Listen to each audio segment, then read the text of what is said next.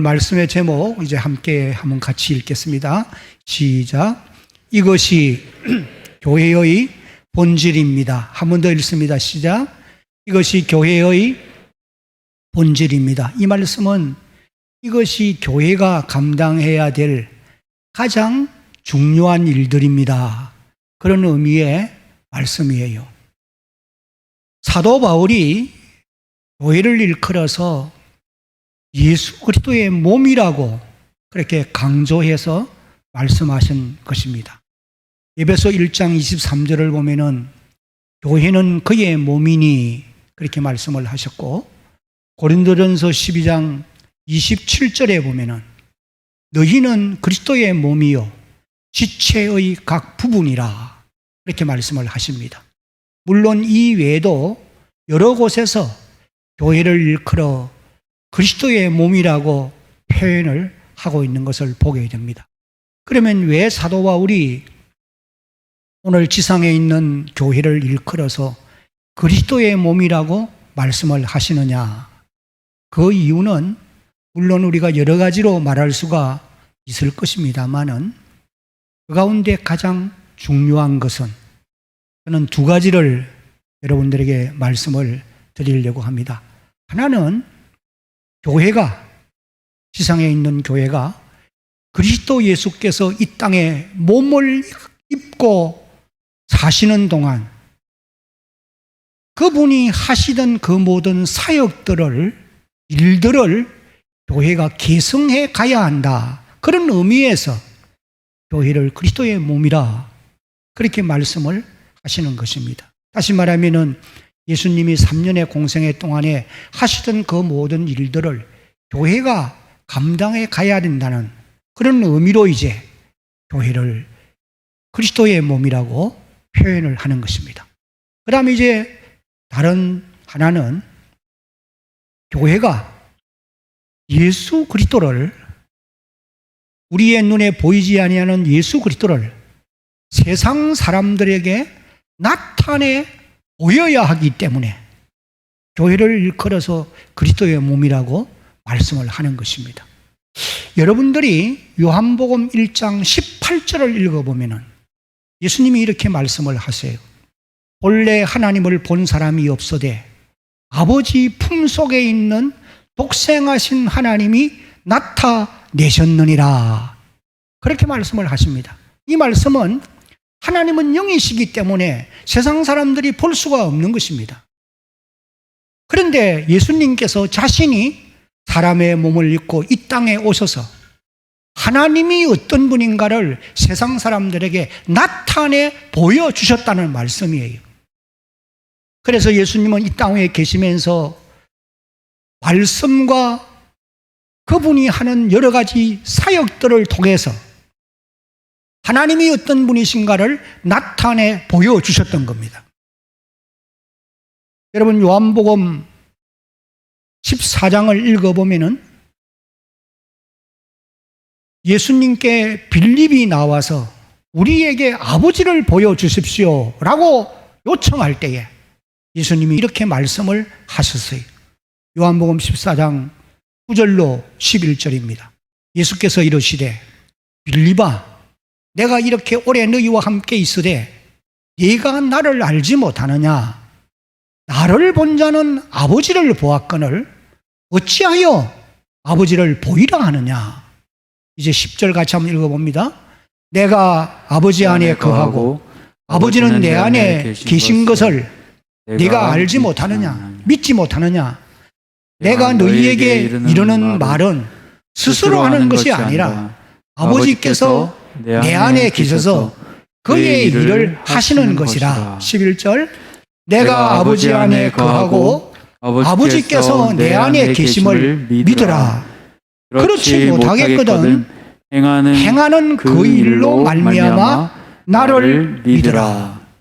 예수님께서 자신이 전파하는 말씀과 그리고 예수님이 행하시는 여러 가지 사역들을 통해서 하나님이 어떤 분인가를 너희들이 볼 수 있다는 거예요.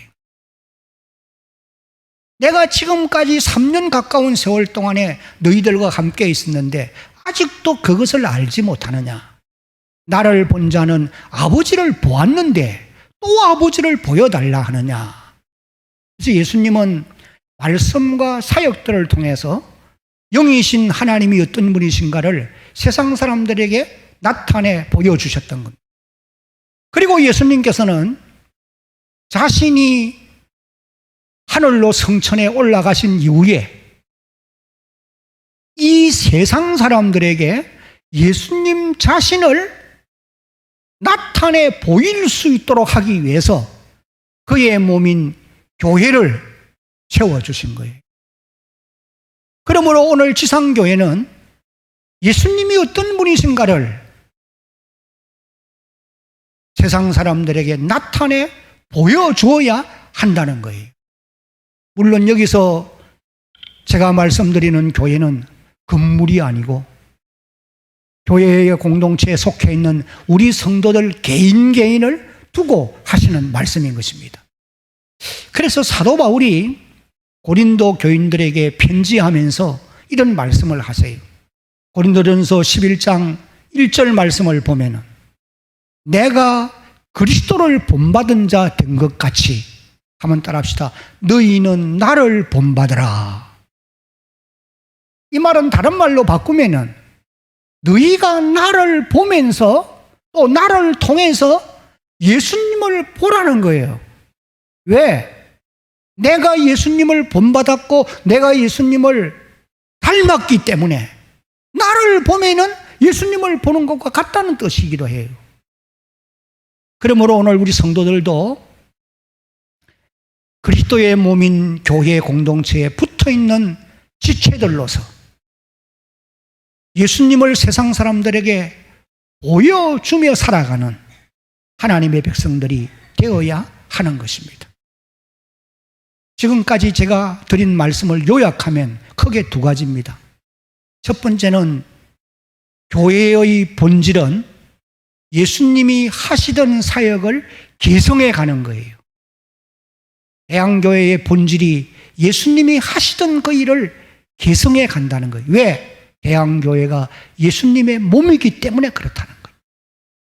그 다음에 이제 두 번째는 우리 성도들의 삶을 통해서 예수님을 세상 사람들에게 나타내 보여줘야 한다라고 하는 말씀인 것입니다. 저는 이 시간에 교회가 개성해 가야 될 예수님의 이 사역에 대해서 이제 좀 말씀을 드리려고 합니다. 오늘 우리가 읽은 본문 23절 말씀을 다시 한번 소리내서 읽겠습니다. 시작. 예수께서 온 갈릴리에 두루다니사 그들을 회당에서 가르치시며 천국 복음을 전파하시며 백성 중에 모든 병과 모든 약한 것을 고치시니. 이 한 구절의 말씀이 예수님의 세 가지 사역을 우리에게 말씀해 주고 있는 것입니다. 첫째는 하나님의 말씀을 가르치고, 두 번째는 천국 복음을 전파하시고, 세 번째는 모든 병과 모든 약한 것을 고치시더라.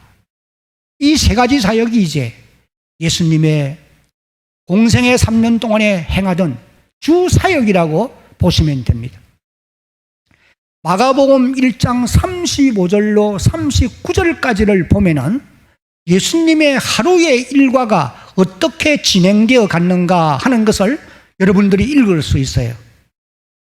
거기에 보면은 예수님은 새벽 미명에 일어나셔서 한적한 곳으로 가서 거기서 기도하는 일로 하루의 일과를 시작하십니다. 성도 여러분, 여러분들도 이 땅에 사는 날 동안 예수님의 삶을 본받아서 새벽에 한적한 곳이 어딥니까? 교회가 한적한 곳이요. 이곳에 나와서 새벽을 깨움으로 하루의 일과를 시작하는 그런 여러분들이 되려고 노력해 가시기를 바랍니다.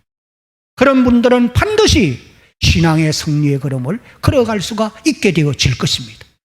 그리고는 이제 예수님께서는 제자들을 데리시고 두루 다니시면서 복음을 전하고 찾아오는 사람들에게 하나님의 말씀을 가르치고, 그리고 나아가서는 수많은 병든 자들을 고쳐주시고, 또 귀신 들린 자들을 쫓아내 주시기도 하시고, 인생의 문제를 가지고 찾아오는 모든 문제들의 문제를 해결해 주시기도 하셨던 거예요.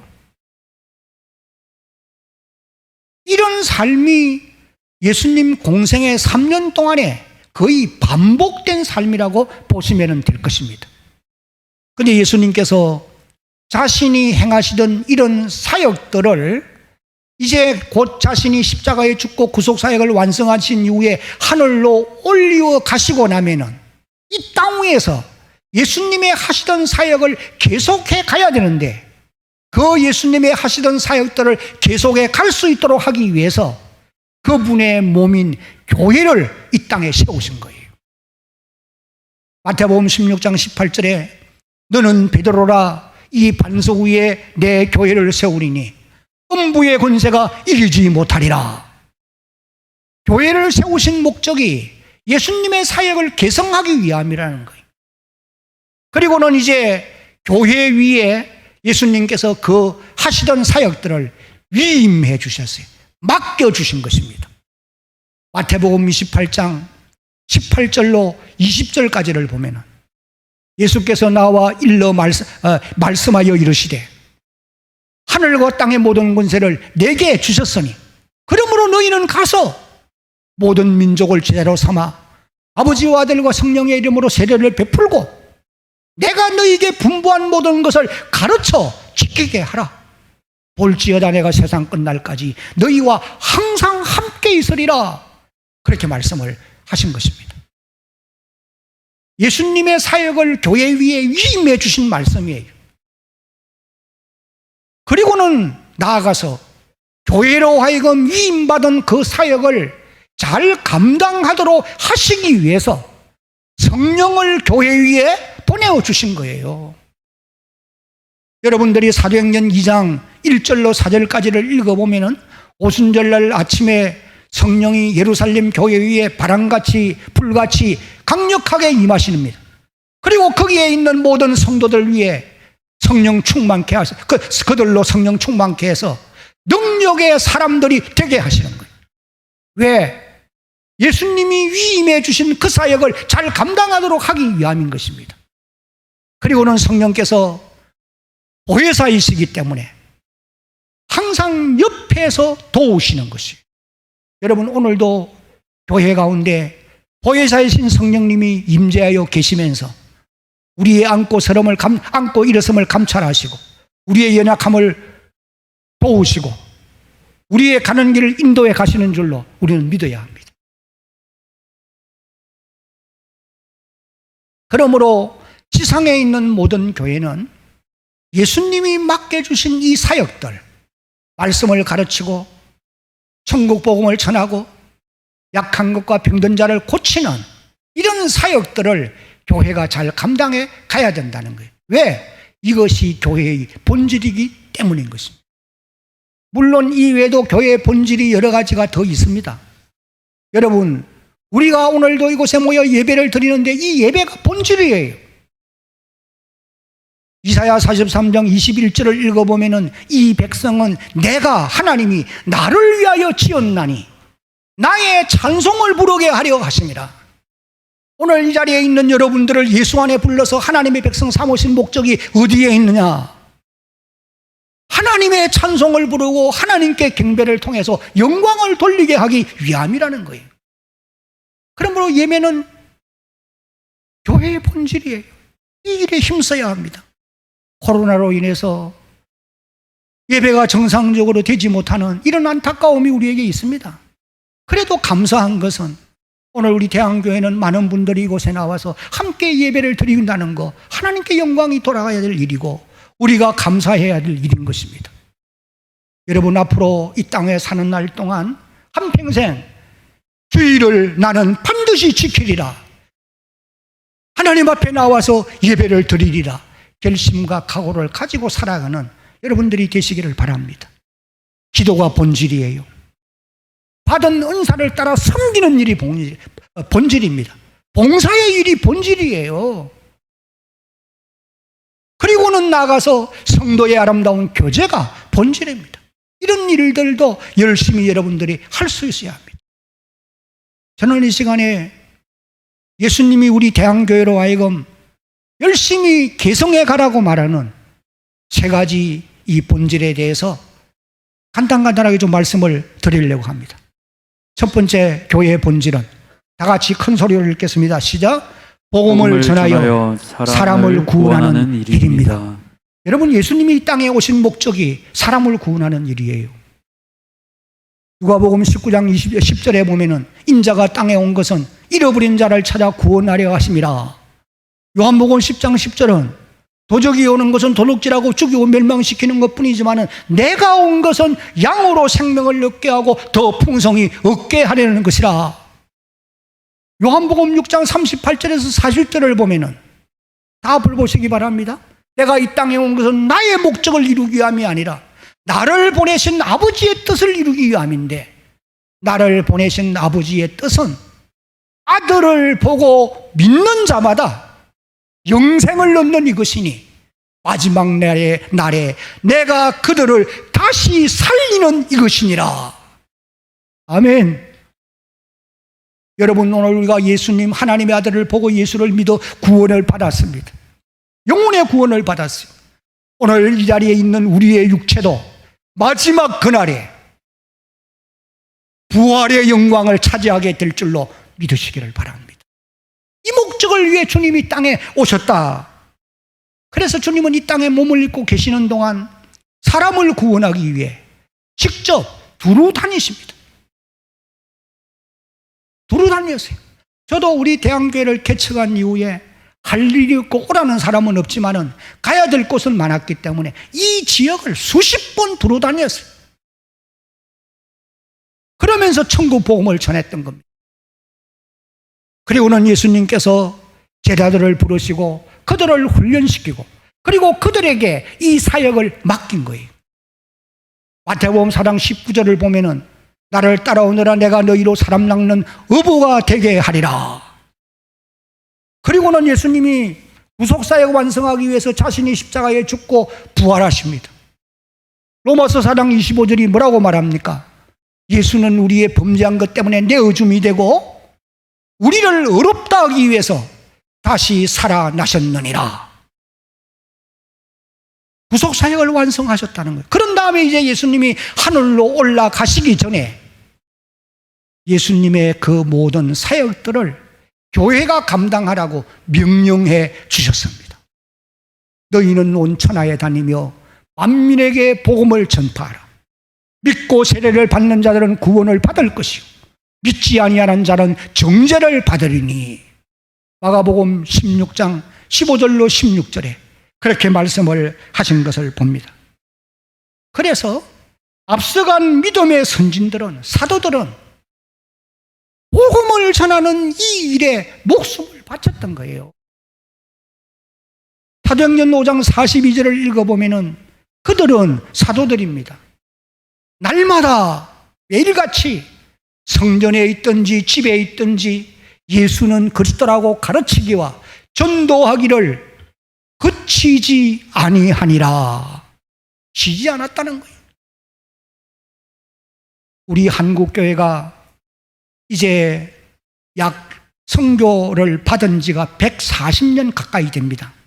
1885년에 공식적인 선교사들이 들어왔으니까요. 근데 이 짧은 역사에 이런 큰 부흥을 경험한 기독교 역사가 없다는 거예요. 그런데 여러분, 한국교회가 이렇게 부흥할 수 있었던 것은 앞선 우리의 열조들, 선조들이, 앞선 우리의 선배들이 정말 복음 전하는 일에 목숨을 바쳤기 때문에 이런 결과가 오게 된 거예요. 우리 대한교회도 뒤돌아보면 그동안 복음을 전하는 일에 열심을 다해왔다. 그래서 오늘의 대한교회가 이렇게 여기에 존재하게 되었다. 그렇게 말씀을 드릴 수가 있을 것입니다. 지금도 기억하는 것은 1990년 9월 16일 예수 초청 큰 잔치, 그때에 이 대한교회에 믿지 않는 사람들이 약 5,000명 왔대서요. 놀라지 않는 사람들이 좀 이상하지만은, 그런데 그 사람들이 복음을 받고 우리가 그 다음 주일부터 2부 예배를 드리기 시작한 겁니다. 그뿐만 아니에요. 해마다 3월달과 10월달이 되면 대각성 전도제피라고 하는 이름을 가지고 복음 전하는 일에 열정을 다 쏟았던 거예요. 지금 여기 예배를 드리고 있는 대부분의 우리 성도들이 그런 사역에 함께 힘을 썼다고 하는 사실이에요. 그런 결과로 오늘의 대한교회가 여기에 있게 되는 줄로 여러분 알아야 합니다. 아마 앞으로 가면 갈수록 복음 전하는 일은 더 어려워지리라 생각이 돼요. 코로나 시대가 끝이 난다 하더라도 복음의 장애 요소들은 많아질 것입니다. 그러나 여러분, 교회는 어떤 어려움이 와도 본질이 복음을 전하여 사람을 구원하는 데 있다. 이 사실을 여러분 기억해야 합니다. 그래서 이 코로나 시대를 맞아서 제가 특별히 여러분에게 당부의 말씀을 드리고 싶은 것은 이런 때는 알지 못하는 사람에게는 복음을 전하기가 어렵습니다. 여러분의 가정의 자녀들에게 확실히 복음을 전하고 여러분의 가정의 지인들에게 또 확실히 복음을 전하고 여러분들이 예수 믿는 사람인 것을 알고 있는 평소에 아는 분들에게 복음을 전해서 그들을 구원하는 그런 기회로 삼아야 될 것입니다. 그 다음에 두 번째로 교회의 본질은 다 같이 이제 함께 읽겠습니다. 가르쳐 지키게 하는 일에 최선을 다하는 것입니다. 여러분 복음서를 읽어보면 예수님의 공생의 가운데 약 3분의 2에 해당하는 내용들이 말씀을 가르치는데 시간을 들였다라고 하는 것을 우리가 알 수가 있는 것입니다. 제자들을 가르칩니다. 찾아오는 사람들을 가르쳐요. 여러분 어린아이가 태어나면은 양육을 해야지요. 키우지 않으면은 스스로 자랄 수가 없습니다. 돌보지 않으면은 죽어버리고 말아요. 그래서 어린아이를 탄생하는 게, 태어나게 하는 것도 중요하지만은 양육하는, 키우는 일이 더 힘들고 더 어렵다고 하는 사실이에요. 그래서 빌리그람 목사님이 이런 말씀을 하세요. 전도에서 생명을 구원하는 데는 5%의 힘이 든다고 한다면은 이제 전도를 받고 교회 안에 들어온 그 생명을 하나님의 말씀을 가르쳐서 예수님의 제자로서 예수님의 말씀을 순종하는 자리에까지 이르게 하는데 제자로 양육하는 데는 95%의 힘이 든다. 그런 말씀을 하신 것입니다. 그러므로 여러분, 교회가 해야 될 가장 중요한 일이 무엇이냐? 그것은 한 생명이 예수를 믿기 위해 교회로 돌아오면 이 생명에게, 이 사람에게 하나님의 말씀을 가르치고 또 가르치고 돌아보고 또 돌아보고 양육하고 또 양육해서 예수님의 제자로 자라가게 만들어야 되는 거예요. 여러분, 예수님의 제자는 저절로 자라가는, 생겨나는 것이 아닙니다. 말씀을 가르치고 또 가르치고 가르쳐서 자라나도록 만들어 가야 되는 거예요. 여러분, 예수님의 12제자를 보세요. 3년 동안 예수님의 가르침을 받았지만은 그들이 제자로서의 사명을 감당했을 때는 성령이 그들 위해 임했을 때에 이제 제자의 사명을 감당할 수가 있었던 거예요. 그러므로 오늘 우리 대한교회 성도 여러분들도 가르치는 이 일에 열심을 다해야 돼요. 우리 대한교회가 그동안 이 가르치는 일에 열심을 다해왔습니다. 코로나 시대 때문에 지금 중단을 하고 있지만은 우리 장로님들이 성경을 가르치는 이런 일들에도 심혈을 기울여 왔어요. 이제 3단계로 또 내려가고 하니까 앞으로 이런 사역은 끝없이 해야 될 사역이에요. 특별히 이런 코로나 시대에 우리 성도들은 여러분의 가정의 자녀들 말씀으로 바르게 양육하려고 꼭 노력하시기 바랍니다. 여러분의 품 안에 있을 때 돌보지 않으면은 품을 떠난 다음에는 여러분의 자녀들의 영혼이 책임질 수가 없습니다. 이것이 이제 교회가 해야 될 두 번째 본질이에요. 이제 마지막으로 세 번째 본질은 같이 읽겠습니다. 시작. 고치는 일에 최선을 다하는 것입니다. 여기 이제 23절을 보면은 마지막에 백성 중에 모든 병과 모든 약한 것을 고치시니 그렇게 기록을 하고 있습니다. 여기 모든 것이라고 하는 말씀, 이 모든 것이라는 말이 한계가 없다는 말이에요. 한계가 없다. 한번 따라하면 좋겠어요. 한계가 없습니다. 무슨 말씀이냐 하면은 예수님께는 못 고칠 질병이 없고 예수님께는 해결하지 못할 문제가 없다는 거예요. 왜? 한계가 없기 때문에. 그래서 우리가 이 땅에 한 생애를 사는 동안에 크고 작은 각가지 고난의 문제, 정신적인 문제, 육체의 질병으로 인한 문제, 인간관계의 문제, 그 외에 다양한 문제들, 이 모든 인간의 고통의 문제들이 예수 안에서 해답이 있다. 이것을 알고 믿는 여러분들이 되시기를 예수님의 이름으로 축복합니다. 그래서 여러분, 예수님이 몸을 입고 땅 위에 계실 때 보세요. 인생의 각가지 문제를 아는 사람들이 다 찾아왔어요.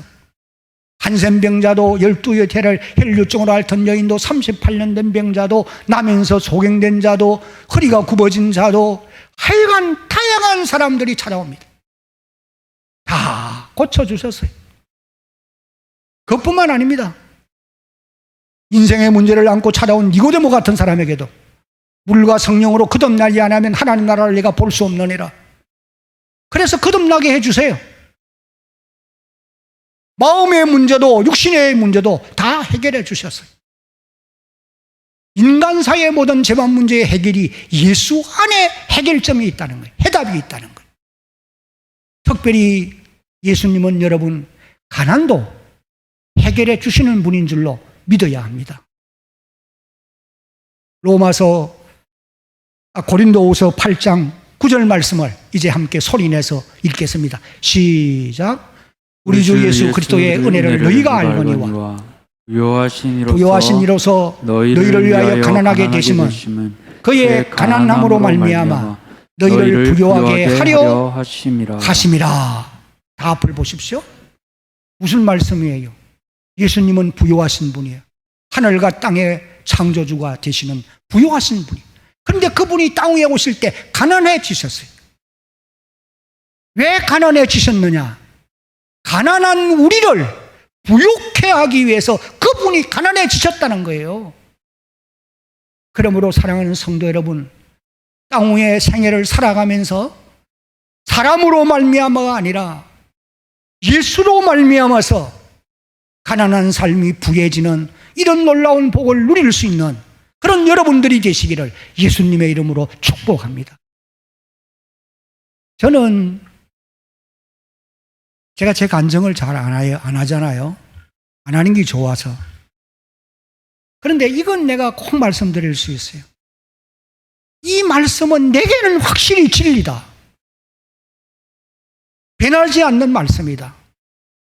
가난한 우리를 부욕해 하기 위해서 주님이 가난해지셨다. 그래서 나는 주님으로 인하여서 아브라함도 창세기 14장을 읽어보면 나는 하나님으로 인하여 부욕해 될 것이다 라고 고백한 것처럼 사랑하는 성도 여러분들도 그런 고백을 할 수 있는 주의 백성들이 되기를 예수님의 이름으로 축복합니다. 그리고 예수님은 우리의 무거운 짐을 대신 져주시고 또 환난에서도 건져주시는 분이에요. 수고하고 무거운 짐진 자들아 다 내게로 오라. 내가 너희를 쉬게 하리라. 주님께 나오면은 마음의 안식을 얻고 육체의 힘도 얻게 될 줄로 여러분 믿어야 합니다. 그래서 사도 바울이 이런 고백을 했어요. 이제 사도 바울의 고백을 함께 한번 읽어봅니다. 로마서 8장 28절 시작.